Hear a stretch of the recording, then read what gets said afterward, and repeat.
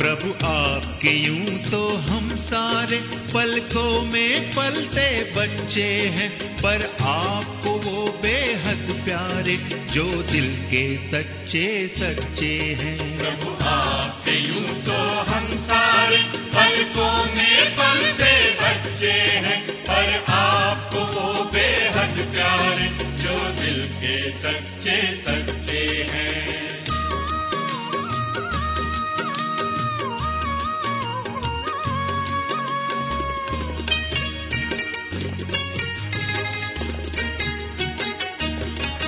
सच्चे दिल पर साहब राजी, हर श्रीमत पर कहे हाँ जी।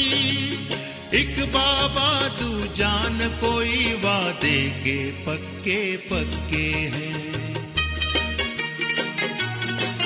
प्रभु आपके यूं तो हम सारे पलकों में पलते बच्चे हैं, पर आपको वो बेहद प्यारे जो दिल के सच्चे सच्चे हैं।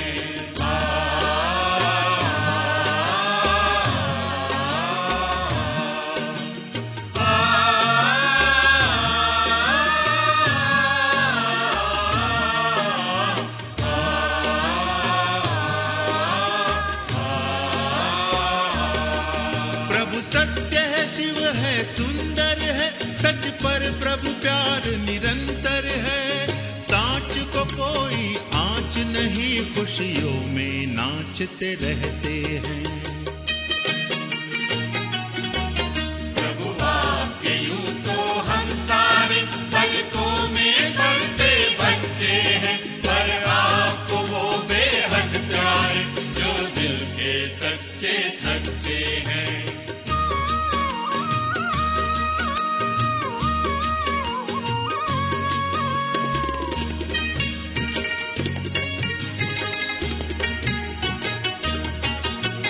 खूबी और रहे न रहे, बस दिल से सच्चा साफ रहे। निर्मल निश्चल जीवन वाले प्रभु को लगते अच्छे हैं। ओम शांति। किसी एक राज्य में एक नवयुवक पकड़ा जाता है और उसके ऊपर आरोप है कि उस राज्य के जितने ज्ञानी हैं, जितनी महान विभूतियां हैं, उस राज्य के जितने महान लोग हैं, दार्शनिक है, फिलॉसफर है, उन सब का वो विरोध करता है, निंदा करता है, सब पर हंसता है। इसलिए वो पकड़ा जाता है। क्यों तुम ऐसा करते हो? क्यों सबका विरोध करते हो? क्यों सबकी हंसी उड़ाते हो? जो इतने अच्छे लोग हैं, समझदार लोग हैं, इतने बुद्धिमान हैं, इतने इंटेलिजेंस जिसमें है। तो वो कहता है, मैं मानता हूं ये बहुत बुद्धिमान है, पर मेरा एक प्रश्न है। इस राज्य में जितने बुद्धिमान लोग हैं उन सब से तो ऐसे 7 बुद्धिमान लोगों को चुना जाता है। और वो कहता है कि मैं एक प्रश्न पूछूंगा, उसका उत्तर इन 7 को लिखना है। और वो प्रश्न पूछता है, रोटी क्या है? क्या प्रश्न पूछता है? रोटी खाने वाली क्या है? तो 7 लोग उत्तर लिखते हैं। पहला उत्तर लिखता है एक अतिशय बुद्धिमान व्यक्ति, रोटी भोजन है। दूसरा व्यक्ति उत्तर लिखता है, रोटी अर्थात आटा और पानी का मिश्रण। तीसरा व्यक्ति उत्तर लिखता है, रोटी पौष्टिक आहार है। चौथा व्यक्ति उत्तर लिखता है, रोटी आग पर पकाया हुआ आटे का लोंदा है। अगला व्यक्ति उत्तर लिखता है, इस प्रश्न का उत्तर तब पता चलेगा जब किस अर्थ से यह प्रश्न पूछा है ये बताया जाएगा। तब तक इस प्रश्न का उत्तर नहीं दिया जा सकता। अगला व्यक्ति कहता है ये प्रश्न पूछ कौन रहा है, इस पर निर्भर करता है उत्तर क्या देना है। और जो सातवां बुद्धिमान होता है वो लिखता है, इस प्रश्न का उत्तर नहीं दिया जा सकता, बहुत कठिन है। तो वो युवक कहता है, इतना छोटा सा प्रश्न, और जिसे हम रोज खाते हैं, उस रोटी के बारे में आपके राज्य के इतने सारे ज्ञानी, पर किसी की एक डेफिनेशन, एक परिभाषा नहीं है। तो मैं ये कैसे मान लूं कि सभी ज्ञानी हैं? और वो प्रश्न वहां छोड़ देता है। यही प्रश्न जीवन का प्रश्न है। क्या हमने जीवन को वैसे समझा है जैसे वो है? क्योंकि सदियों से जो सत्य है उसमें इतनी मिलावट आ गई कि जो वास्तव में अभी प्रेजेंट में हमारे सामने है, शायद वो अनट्रुथ है, झूठ है। आप सब ने एडोल्फ हिटलर का नाम सुना होगा, कितनों ने सुना है? हिटलर ने अपनी जीवन कहानी लिखी है और उसमें एक बात लिखी है मेन कैंप नाम की किताब में, कि जब एक असत्य, एक झूठ बार बार बार बार बार बार बार दोहराया जाता है तो वो सत्य जैसा दिखाई देने लगता है। एक झूठ जब बार बार बोला जाता है और लंबा समय तक बोला जाता है और सदियों से बोला जाता है तो वो सत्य जैसा भासता है।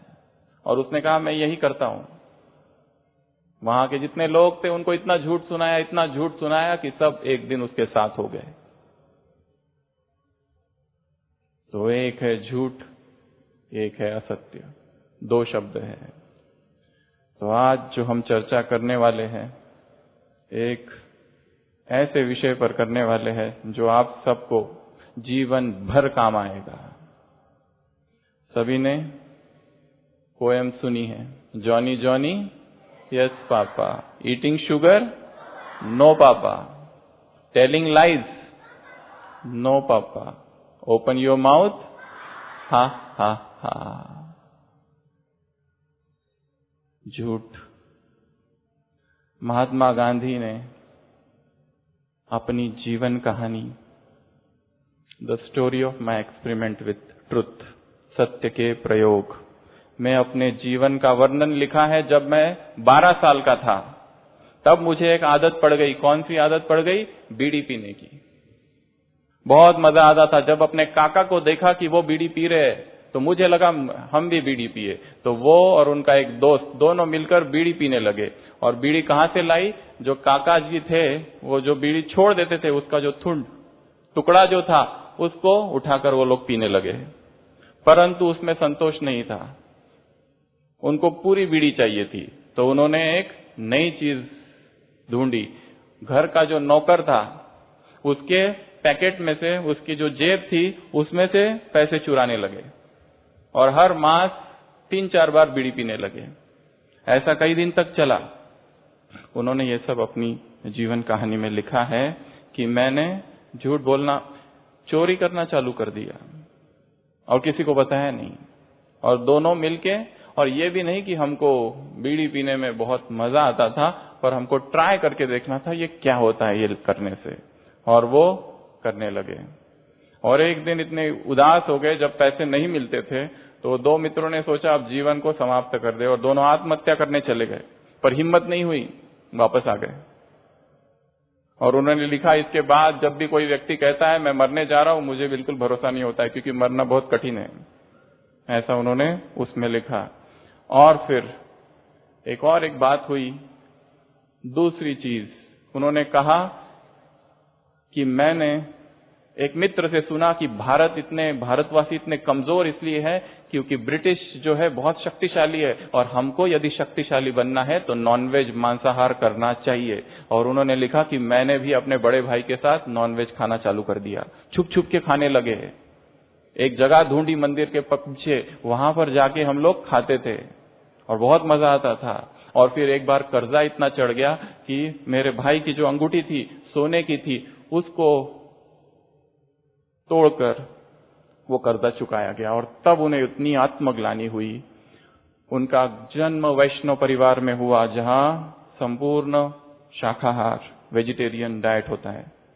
तो उनके अंदर इतनी आत्मग्लानि हुई, उनको लगा कि अगर मेरे पिताजी को ये पता चल गया कि मैंने बीड़ी पी, या अगर मेरे पिताजी को ये पता चल गया कि मैंने मांसाहार किया, तो उनकी क्या हालत होगी। और मुझे पता है वो मुझे कुछ नहीं कहेंगे, स्वयं ही स्वयं को दुख देंगे, क्योंकि मेरे से उनका बहुत प्यार है। वो मुझे तो कुछ नहीं करेंगे, परंतु खुद रोएंगे, सर पटकेंगे अपना।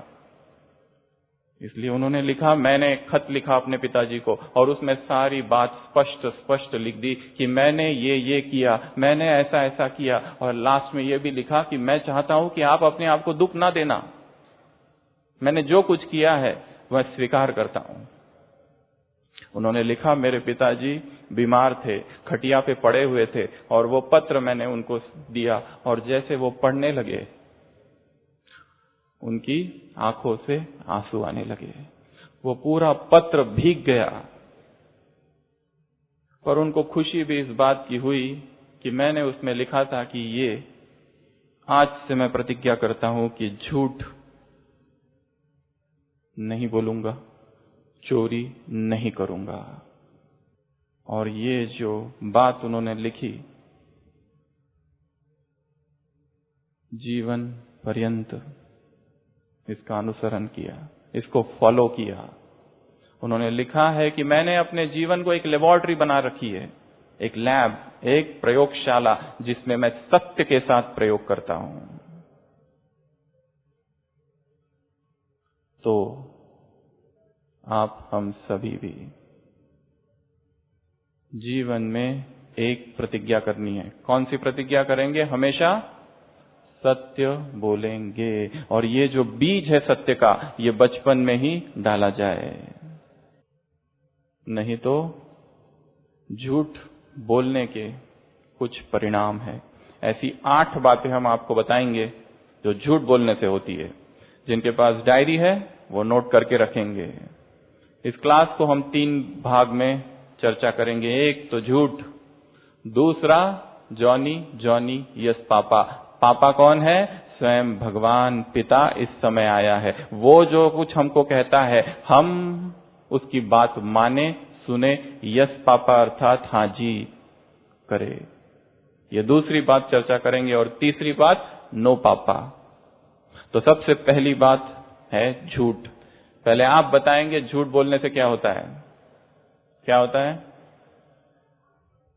पाप चढ़ता है। थोड़ा और दूसरा कुछ बताओ, लोअर। क्या होता है?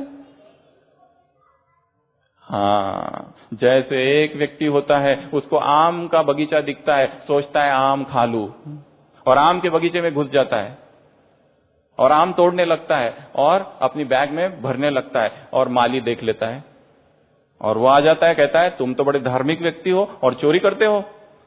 वो कहता है चोरी नहीं कर रहा था, हवा का झोंका इतना तेज था कि मैं इधर आ गया।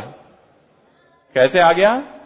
हवा तूफान आ गया, इसलिए मैं घसीटते हुए इधर आ गया। तो वो माली कहता चलो ठीक है मान लिया, फिर तुम्हारे हाथों में जो 2 आम है वो कैसे? तो वो कहता है कि हवा का झोंका इतना तेज था कि मैंने 2 आम पकड़ लिए क्योंकि उड़ रहा था।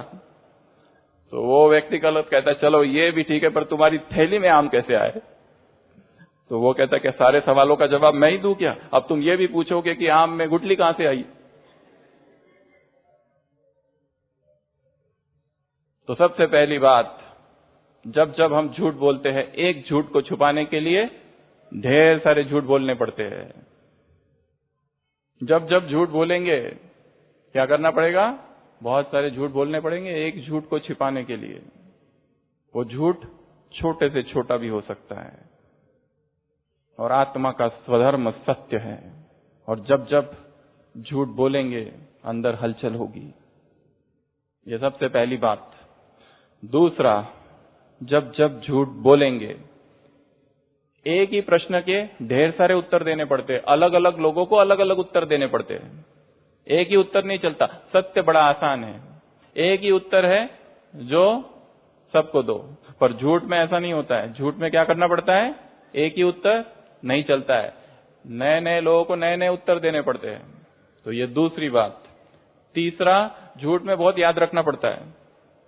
क्या याद रखना पड़ता है? क्या क्या बोला, इसको ये बोला था, उसको वो बोला था, कितना मेमोरी रखनी पड़ती है। सत्य तो एक ही है, जो है वो है। ये तीसरी बात।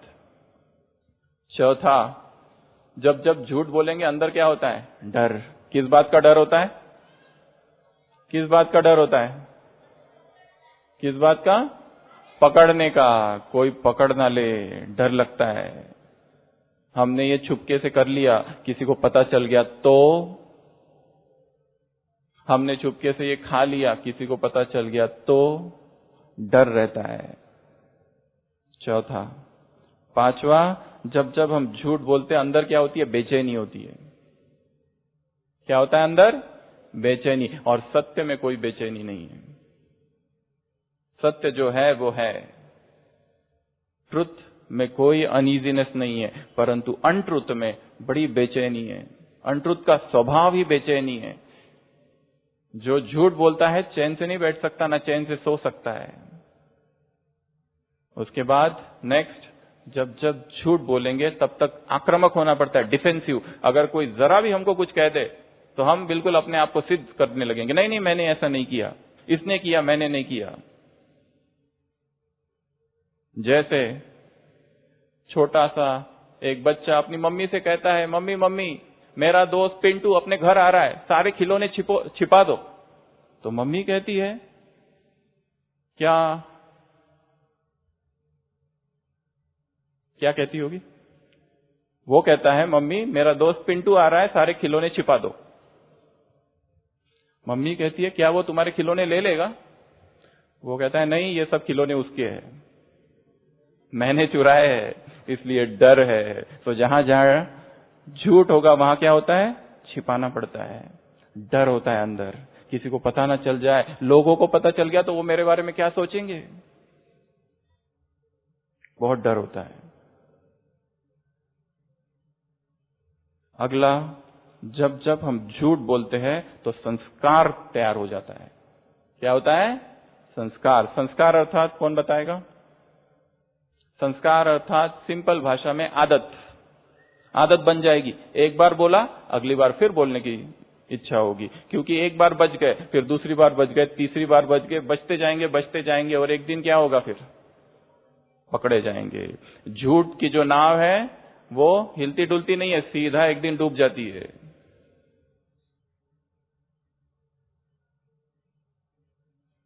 लास्ट, जब जब झूठ बोलेंगे अंदर उदासी आएगी। क्या होगा अंदर? उदासी। हमने आपको महात्मा गांधी जी के जीवन का बचपन का एक कहानी बताई और उन्होंने प्रतिज्ञा भी कर ली थी। उसके बावजूद भी एक और घटना हुई जीवन में, जिसको उन्होंने अपनी किताब में नाम दिया है कैंकर ऑफ अनट्रुथ। कैंकर अर्थात बीमारी, जब पेड़ों को बीमारी लगती है। जब वो विदेश गए, उनकी शादी तो बचपन में हो गई थी और वहां पर रिवाज था कि बहुत लोगों से मिलना, बहुत सारी वहां पे लेडीज रहती थी और वो छिपाते थे भारत के युवक की हमारी शादी नहीं हुई है, ऐसा। उन्होंने भी छिपाया, झूठ बोला नहीं पर छिपाया। और फिर उन्होंने वापस लिखा एक दिन कि नहीं ऐसा नहीं है, जिनके घर वो रहते थे पूरा स्पष्ट लिख दिया। तो जब जब यदि जीवन में झूठ है तो क्या करना चाहिए?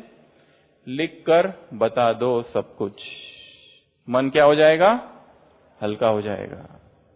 और झूठ कितने प्रकार के हैं? नहीं, ये तो झूठ से क्या क्या होता है वो था। झूठ के कितने प्रकार है? झूठ के बहुत सारे प्रकार है। एक होता है व्हाइट लाई। व्हाइट लाई अर्थात छोटी मोटा झूठ। व्हाइट लाई को क्या कहते हैं? छोटा मोटा झूठ। एक होता है एग्जैजरेशन, बात इतनू सी परंतु उसको बहुत बड़ा चढ़ाकर बताना। हमने किया इतनू सा पर क्या बताना? हमने ये किया, हमने वो किया, हम ऐसा करते, हम वैसा करते, बड़ा बड़ा करके बताना। ये भी एक झूठ का प्रकार है। एक होता है अफवाह, इधर से उधर, उधर से उधर, उधर से उधर, उधर से उधर बातें फैलाना, ये भी झूठ है। झूठ के कई सारे प्रकार है। फैब्रिकेशन, मनगढ़ंत कहानियां बनाना, उसको भी झूठ कहते हैं। सरासर झूठ, सीधा सीधा झूठ, वो भी एक झूठ का प्रकार है। जैसे एक महिला एयरपोर्ट पर बैठी है, सब लोग ध्यान से सुनेंगे इसको। एक बहन एयरपोर्ट पर बैठी है और उसके पास बिस्किट का पैकेट है, वो अपने बिस्किट के पैकेट से खा रही है, एक एक बिस्किट लेके। थोड़ी देर में एक भाई आके वहां बैठता है जो उसको जानता नहीं है, वो भी बिस्किट से एक पैकेट से एक एक बिस्किट ले रहा है। वो सोचती है इसकी इतनी हिम्मत, बिना मुझसे पूछे मेरे पैकेट से बिस्किट खा रहा है। वो एक बिस्किट खाती है, वो एक बिस्किट खाता है, वो एक बिस्किट खाती है, वो एक बिस्किट खाती है। अंदर से सोचती है कैसे लोग हैं, जरा भी मैनर्स नहीं है, जरा भी समझता नहीं है। पूछना तो चाहिए कम से कम एक बिस्किट खाऊं क्या, कुछ भी नहीं पूछता है और खाए जा रहा है, खाए जा रहा है, खाए जा रहा है। कैसे लोग आ गए। और लास्ट में एक ही बिस्किट बचता है, तो वो जो व्यक्ति होता है वो उस बिस्किट को लेता है, 2 टुकड़े करता है, उसकी तरफ देखता है, स्माइल करता है, उसको आधा देता है, खुद आधा देता है। तब तो बस पैर पटकती है और जली जाती है। एयरपोर्ट में फ्लाइट में बैठती है और फ्लाइट में बैठने के बाद सोचती रहती है कैसे चोर लोग हैं दुनिया में, कैसे चोर है, इस तरह की भी चोरी करते हैं। और वो अपना बैग खोलती है और उसके अंदर उसका बिस्किट का पैकेट होता है। वो जिससे खा रही थी वो किसका था, उसका था। तो झूठ बड़ा ही जटिल है, कॉम्प्लिकेटेड है, सत्य बड़ा आसान है। तो अब सब आज से क्या प्रतिज्ञा करेंगे, हमारे मुख से सदा के लिए क्या निकलेगा, सत्य ही निकलेगा। सत्य में बल है, सत्य में शक्ति है। किसी ने लिखा है कि मुझे ये नहीं पता भगवान सत्य है या नहीं, I do not know whether God is truth और not, but truth is God. ठीक है, तो सभी 1 मिनट के लिए अलर्ट होके बैठेंगे, सभी अलर्ट होके बैठेंगे, स्थिर हो जाएंगे, सभी मौन धारण करेंगे। मैं एक सत्य स्वरूप आत्मा हूं।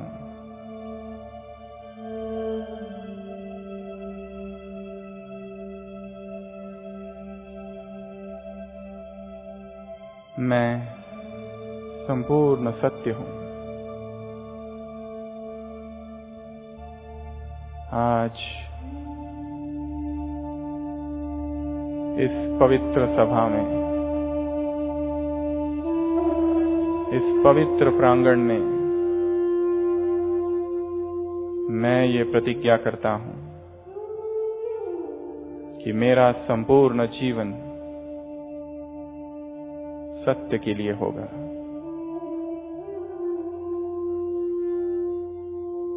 जो भी मैं बोलूंगा उसमें सत्य की ध्वनि, सत्य की मधुरता होगी।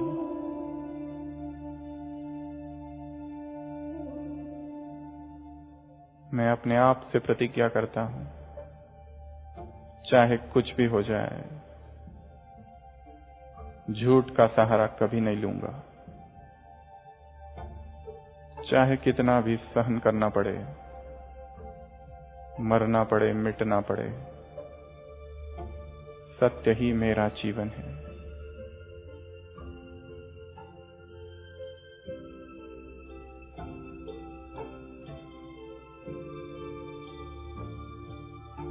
मैं सत्य स्वरूप आत्मा हूं, सत चित आनंद स्वरूप हूं। ओम शांति। दूसरी बात, जॉनी क्या कहता है, यस पापा। यस पापा अर्थात हाँ जी, यस हम तैयार है। ओबीडियंस, आज्ञाकारी। तो अभी आप जो आए हैं ये किसका घर है, बाबा का घर है। बाबा कौन है, बाबा कौन है, स्वयं भगवान का ये दर है, स्वयं भगवान का ये दरबार है जहां पर हम बैठे हैं। और वो जब आता है तो अपने सभी बच्चों को बहुत सारी बातें सुनाता है, और हमको वो सारी बातों को क्या करना है? स्वीकार करना है। और जब जब हम उसकी बातों को मानेंगे, हमारे जीवन में दिव्यता आ जाएगी, हम महान बन जाएंगे। तो बाबा, परमात्मा, भगवान हमें 8 बातें बता रहे हैं। सभी अपनी डायरी में नोट करके रखेंगे। ये 8 बातें के लिए हमेशा ही क्या करना है? Yes papa. कौन कौन सी होगी? अब तक आपने जो कल से सुना है उसमें से कुछ बातें बताएंगे। क्या क्या बताया? यहां पे क्या क्या सुना आप लोगों ने? कौन सी बातें जो करनी है? सच बोलना, वो तो अभी सुन लिया। इससे पहले जो सुना था वो बताओ। क्या करना है? क्या करना है? पढ़ाई करना है। तो सबसे पहली बात, स्टडी स्किल्स। क्या करना है? स्टडी स्किल्स डेवलप करनी है। उसमें 4 चीजें हैं: रीडिंग, राइटिंग, कंसंट्रेशन और मेमोरी पावर। क्या करना है? सबसे पहले स्टडी स्किल्स डेवलप करना है। 2 प्रकार के विद्यार्थी है, दोनों बहुत पढ़ाई करते हैं, परंतु एक के पास टेक्निक है पढ़ाई करने की, दूसरे के पास टेक्निक नहीं है। तो ज्यादा मार्क्स किसको मिलेंगे? जिसके पास टेक्निक है। दोनों पढ़ाई करते हैं, परंतु एक में एकाग्रता की शक्ति बहुत ज्यादा है, दूसरे के पास एकाग्रता की शक्ति कम है। दोनों ही पढ़ाई कर रहे हैं, पर एक की मेमोरी बहुत शार्प है। अब्राहम लिंकन ने एक जगह लिखा है, यदि मुझे एक झाड़ दिया जाए और मुझे कहा जाए इस झाड़ को 6 घंटे में काटना है, तो मैं पहले 4 घंटा जो कुल्हाड़ी है उसकी धार तेज करूंगा, ताकि एक ढक से वो झाड़ को काट दूं।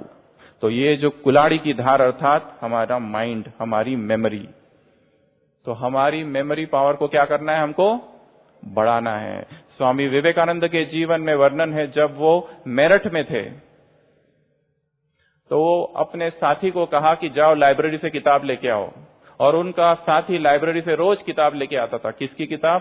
सर एक लुबॉक करके विदेश का ऑथर था, उसकी बहुत सारी किताबें, इतनी सारी, एक वॉल्यूम है।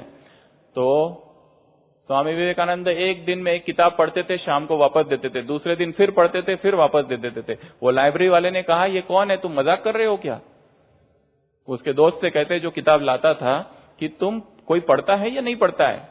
उन्होंने कहा मेरा मित्र पढ़ता है। उन्होंने कहा उसको बुलाओ, मुझे देखना है। उसको बुलाते हैं और पूछते हैं कि आप पढ़ते हो या बस ऐसे ही ऊपर ऊपर से देख के भेज देते हो?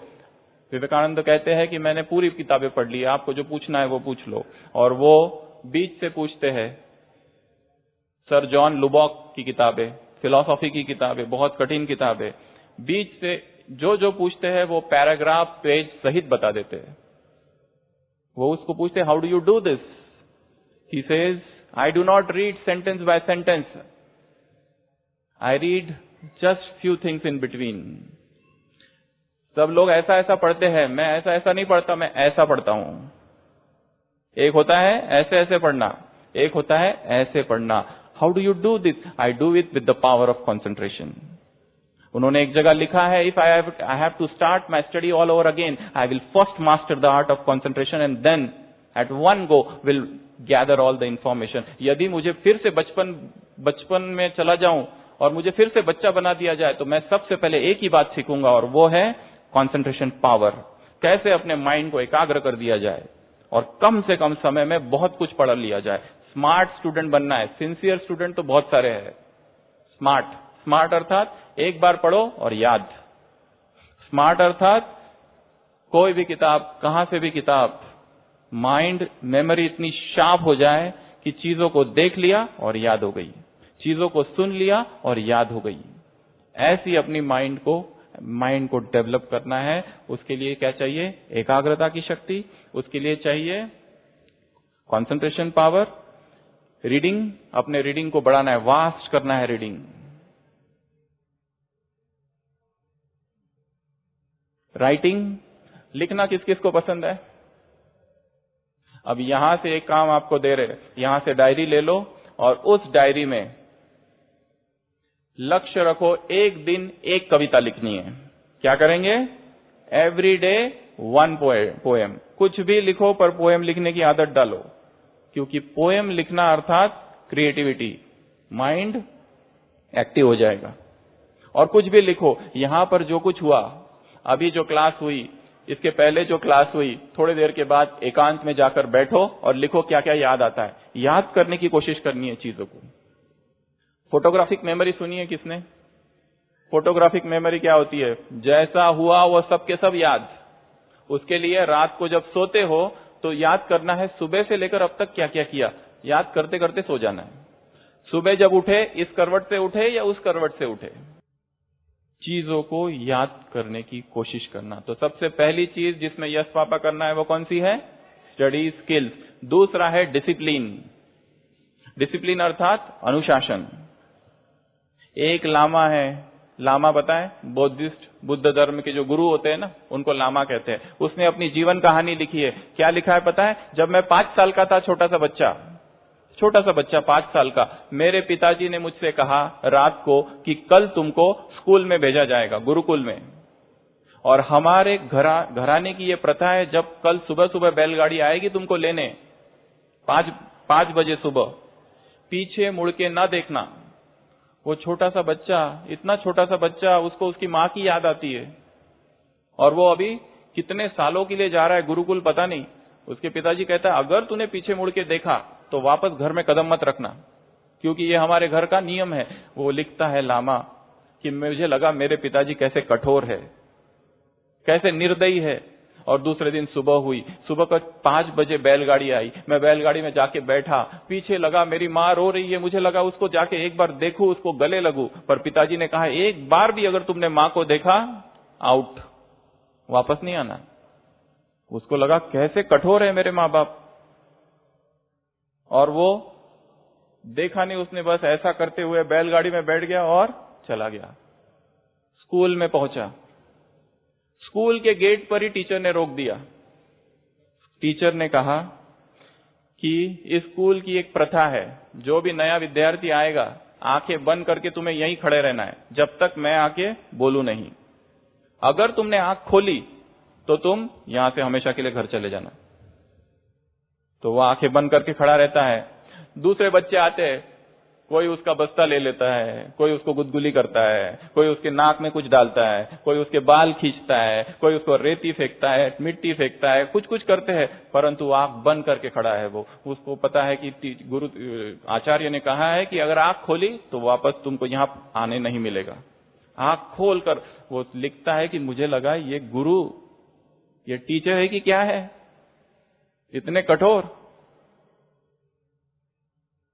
पर वो खड़ा रहता है। धूप होने लगती है, सुबह 4-5 बजे से निकला है घर से, कुछ खाया नहीं, कुछ पिया नहीं। 10 बज गया, 11 बज गया, 12 बज गया, अकेला छोटा सा 5 साल का बच्चा धूप में खड़ा है स्कूल के बाहर, और सारे बच्चे उसका मजाक उड़ा रहे हैं। थोड़ा सा चक्कर आ रहा है, परंतु वो आंख नहीं खोलता। और फिर वो आचार्य आते हैं और कहते हैं कि तुम पास हो गए, आंख खोलो। उस छोटे से बच्चे ने, जो कि एक दिन वर्ल्ड लीडर बन गया, उसने लिखा अपनी जीवन कहानी में कि आज मैं कितना ना उन माता पिता को, उस आचार्य को, उन गुरुदेव को धन्यवाद करूं कि जिन्होंने मुझे जीवन की ऐसी शिक्षाएं दी, कठोर अनुशासन सिखलाया। तो जीवन में क्या लाना है? सेकंड बात, यस पापा किसको करना है? डिसिप्लिन को। एक जीवन है कभी भी उठना, कभी भी खाना, कभी भी सोना, कभी भी कुछ भी करना। एक है अनुशासनबद्ध जीवन है। ऐसा जीवन जैसा मिलिट्री के लोग कैसे जीवन होता है उनका, स्ट्रिक्ट लाइफ होती है। जो एनसीसी में है या उसमें है उनको पता होगा कितना स्ट्रिक्ट लाइफ होती है। तो सेकंड थिंग है डिसिप्लिन। तीसरी बात है अमृत वेला, सुबह सुबह जल्दी उठना। 5 बजे कितने लोग उठते हैं? हाथ खड़ा करेंगे। 6 बजे, 7 बजे, 8 बजे उठने वाले कौन कौन है? प्रातस्मरामि हृदि संस्फुरदात्म तत्वम सच्चित सुखम परमहंस गतिम तुरियम तद ब्रह्म निष्कलमहम न च भाति भूत संगम। सुबह सुबह उठकर स्वयं का चिंतन करना। सुबह का जो टाइम है बहुत फ्रेश टाइम होता है। आपको पांडव वन किस किसने देखा है? वहां पर 1980s में भारत के जो चीफ जस्टिस थे डॉक्टर कृष्णा अय्यर, वो आते थे।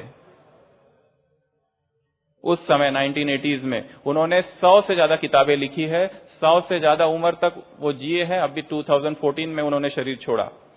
वो जब आते थे तो उनको कल्चरल प्रोग्राम में लेके जाते थे, और कल्चरल प्रोग्राम में वो कहते थे 9 बज गए, बस मुझे माफ कर दो, मुझे जाना है, क्योंकि मुझे सुबह 2 बजे उठना होता है। वो व्यक्ति जिसका कोई अध्यात्म से कोई लेना देना नहीं, उसे अपनी किताबें लिखनी थी, उसे अपनी पढ़ाई करनी थी, अपनी लीगल की लॉ की स्टडी करनी थी। उसने एक आदत बना के रखी थी कि मुझे 2 बजे कैसे भी उठना है। वो व्यक्ति रात में चाहे कैसे भी कल्चरल प्रोग्राम हो, वो कहता था कि भाई साहब मुझे माफ कर दो, मुझे सोना है। कैसा अनुशासन है। भारत के प्रधानमंत्री कितना घंटा सोते हैं? कितना घंटा सोते हैं? एक इंटरव्यू में उन्होंने कहा था कि मैं लेटता हूं और एक 30 सेकंड में मुझे नींद आ जाती है, और 4 घंटे काफी है मेरे लिए नींद, केवल 4 घंटा। कैसा अनुशासन पूर्ण जीवन है।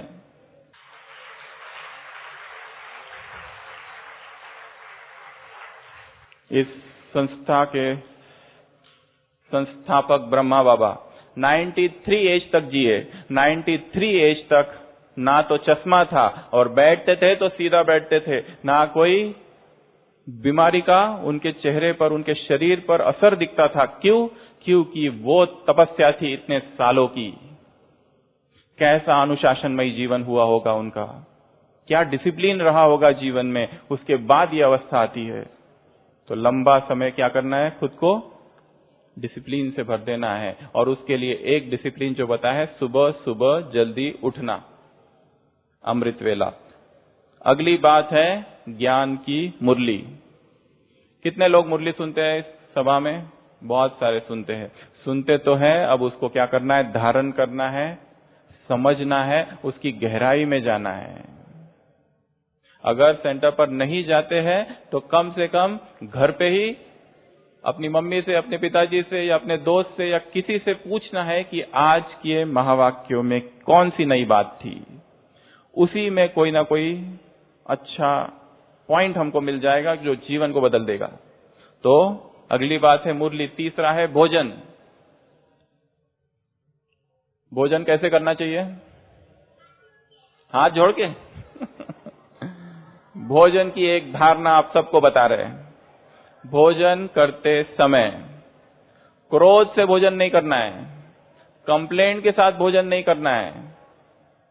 ये भोजन में ऐसा क्यों, भोजन में वैसा क्यों, जल्दबाजी में भोजन नहीं करना है। और टीवी के सामने बैठकर कौन कौन खाता है, जरा हाथ खड़ा करना एक बार। बहुत है, मजा आता है ना परंतु जब टीवी के सामने बैठ के भोजन कर रहे हैं तो किसकी याद है? टीवी के एक्टर्स की। मन शांत नहीं होगा। भोजन करते समय जितना हो सके मौन में किया जाए, ठीक है? और टीवी वगैरह 10-15 मिनट के लिए बंद, तो ही उस भोजन से शक्ति आएगी। उसके बाद है एक्सरसाइज। एक्सरसाइज कितने लोग करते हैं? हाथ खड़ा करेंगे। रोज एक्सरसाइज करनी है, और सबसे बेस्ट एक्सरसाइज आपको बता रहे हैं वॉकिंग। वॉकिंग कितनों को अच्छा लगता है? ठीक है। अमेरिका का एक ऑथर है जेम्स एलन, उसने अपनी जीवन कहानी में लिखा है कि मेरा और मेरे पिताजी का एक बार जबरदस्त झगड़ा हो गया। सब लोग इधर ध्यान देंगे। मेरा, जब मैं छोटा सा बच्चा था 15 साल का, मेरा और मेरे पिताजी का ऐसा झगड़ा हो गया कि सुबह होते होते रात भर झगड़ा चला। पिताजी ने कहा एक तो तू इस घर में रहेगा या मैं। वो लेखक लिखता है, मैंने भी कह दिया मुझे नहीं रहना है आपके घर में, मैं जा रहा हूं। और वो निकल गया और चलने लगा। अब पता चला पैसे ही नहीं है, अब क्या करें? और सुबह का समय है 4 बजे का, और पैदल जा रहा है, न्यूयॉर्क की सड़क पे जा रहा है 3 किलोमीटर, 5 किलोमीटर, 6 किलोमीटर, और चलते चलते उसको पता चला गलती तो मेरी है, गलती तो मेरी है, मुझे माफी मांगनी चाहिए, और वो घर आता है। ये उसने लिखा बेनिफिट्स ऑफ वॉकिंग में। चलते चलते क्या हो जाता है, बुद्धि का ताला खुल जाता है। चलते चलते क्या हो जाता है, माइंड फ्रेश हो जाता है। इसके लिए सबसे बेस्ट एक्सरसाइज कौन सी है, वॉकिंग। तो वॉकिंग। उसके बाद में अगली बात जिसके लिए यस पापा करना है वो है रिलेशनशिप, संबंध। हमारे संबंध कैसे होने चाहिए एक दूसरे के साथ, कैसे होना चाहिए, कैसे, अच्छे, बस मधुर। अगर कोई दिखने में अच्छा नहीं है तो उसकी हंसी उड़ाएंगे, किसी को चलना नहीं आता है तो उसको कहेंगे ना, कभी भी किसी का अपमान न करना। हमारे संबंध में क्या हो, मधुरता हो, एक दूसरे को क्या करना, रिस्पेक्ट देना। आज कौन सा डे है पता है आप सबको, ब्रदर्स डे है आज। आज क्या है, इंटरनेशनल ब्रदर्स डे, 24 मई 2019। तो अपने भाइयों को क्या करना है, सम्मान देना, रिस्पेक्ट देना।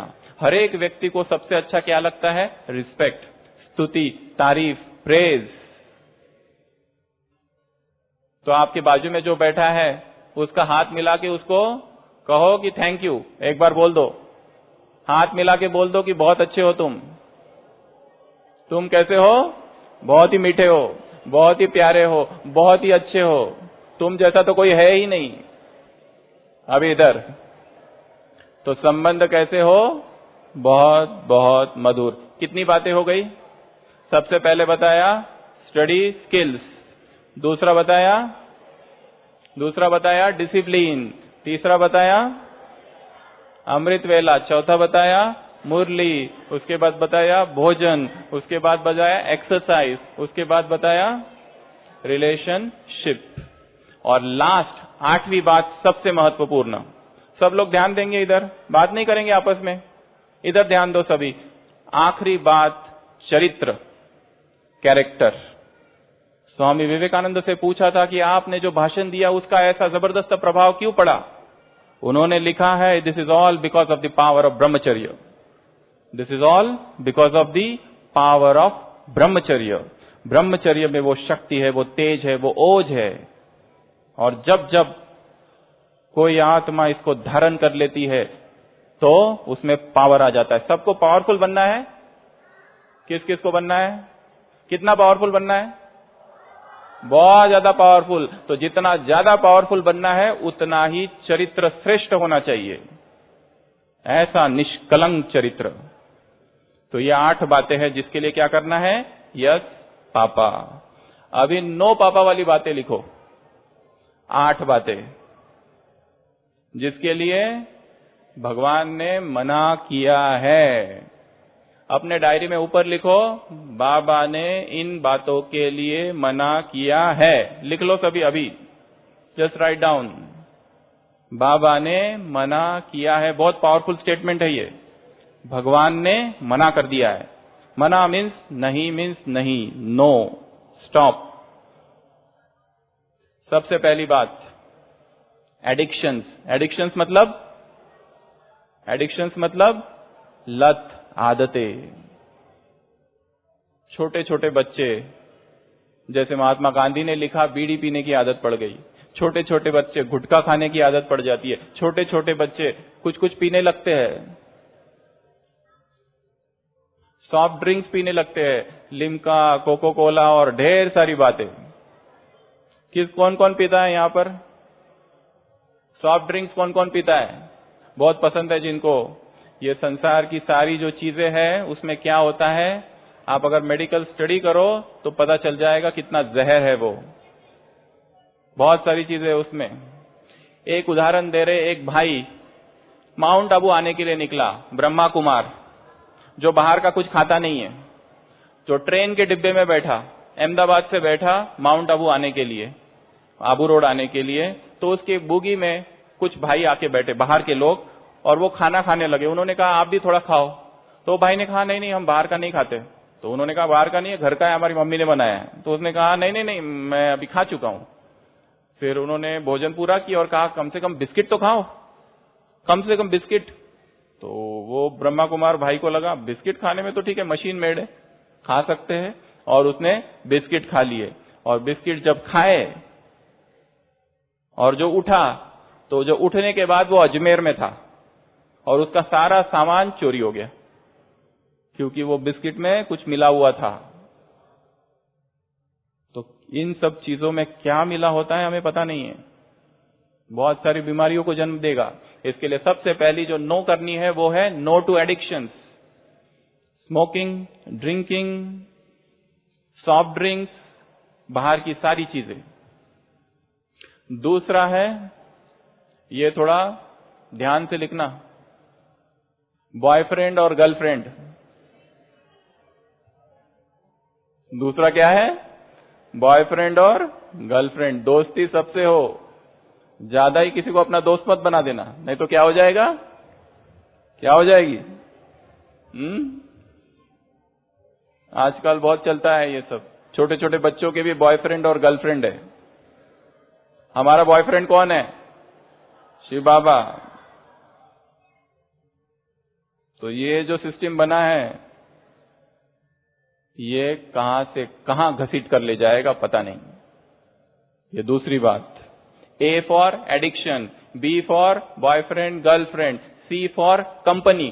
कंपनी अर्थात कुसंग, बैड कंपनी। दोस्ती ऐसे बना के रखे हैं कि जिनको सिनेमा देखने की आदत है, जिनको घूमने फिरने की आदत है, जो टाइम वेस्ट करते हैं, एग्जाम है पर कुछ और कर रहे हैं। ऐसे दोस्तों से क्या करना है? क्या करेंगे ऐसे दोस्तों से? दूर भाग जाना। ये हमारा काम नहीं है, हम गॉडली स्टूडेंट्स है। C for company. उसके बाद में D फॉर ड्रेस। कैसे ड्रेस पहनने चाहिए? वाइट वाइट के लिए हम नहीं कह रहे, पर ऐसे ड्रेस भड़कीले जो पूरे शरीर को कवर नहीं करते ढंग से, क्योंकि संसार विकारी है, संसार बड़ा गंदा है। इसके लिए चाहे बच्चियां चाहे बच्चे, ड्रेस में कैसी हो?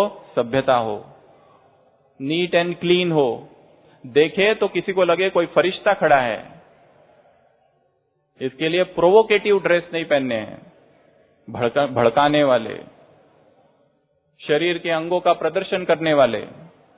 बचपन से ही आदत डालनी है श्रेष्ठ चरित्र निर्माण के लिए। ड्रेस कैसा होना चाहिए? बड़ा ही शालीन।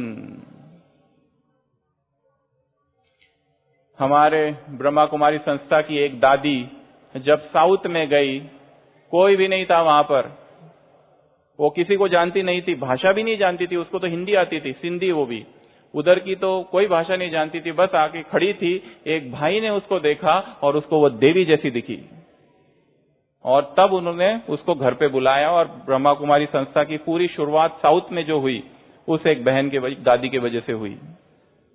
वो किसको देखा?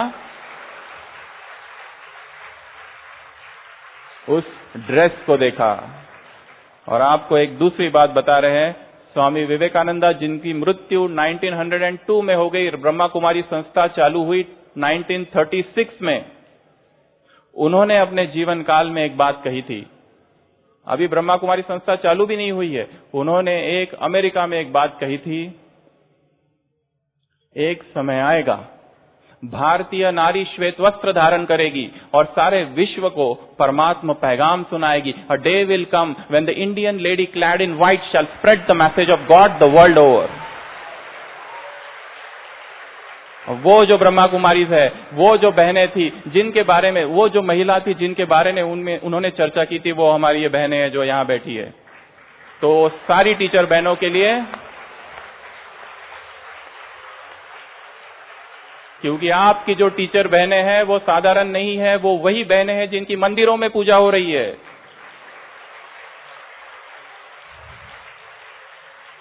ये वही देवियां हैं। तो डी फॉर डेथ। उसके बाद में E for eating. Eating fast food. Fast food, बाहर का खाना, सैंडविच, बर्गर, पिज्जा, कौन कौन खाता है? Hot dog. जो कुछ करना है मम्मी को बोलो घर पे बनाओ, अगर नहीं आता है तो मम्मी को किताब लाके दो, बोलना सीखो इसमें से और तुम बनाओ इधर, हम तुम्हारे ही हाथ का खाएंगे बस, और किसी का हमको नहीं चाहिए। ठीक है, ईटिंग। उसके बाद में है F for Facebook, Twitter, WhatsApp, social media. कौन कौन यूज करता है? चलो यूज करे तो बहुत अच्छा है, परंतु ध्यान रखना है उसके ऊपर, नहीं तो वो माया बन जाएगी। क्या हो जाएगा? फेसबुक माया बन जाएगी। उसके बाद है जी अर्थात गेम्स। वीडियो गेम्स कौन कौन खेलता है? बाप रे बाप, इतने। एक टेररिस्ट का इंटरव्यू लिया गया था। टेररिस्ट पता है? आतंकवादी। एक आतंकवादी का इंटरव्यू लिया गया, उसको पूछा कि तुम बचपन में कौन से गेम खेलते थे? उसने कहा वीडियो गेम्स, जिसमें इधर से मार, इधर से मार, इधर से मार, उधर से मार, इधर से कार, उधर से कार। ये गेम्स उसको बहुत अच्छे लगते थे और वो गेम्स खेलते खेलते मुझे लगा एक दिन ऐसा ही करूं, और वो जाके एक दिन आतंकवादी बन गया। आतंकवादी किस किस को बनना है? हाथ खड़ा करेंगे। इसलिए आज से वीडियो गेम बंद। ये जो हॉल है ना, बस यही हॉल में छोड़ दो आप वीडियो गेम को। ये हमारे लिए नहीं है, टाइम वेस्ट है हमारा। इतनी पढ़ाई जब करनी है तो ये सब करने में हम टाइम वेस्ट नहीं कर सकते। उसके बाद है एच, लास्ट, ABCDEFGH।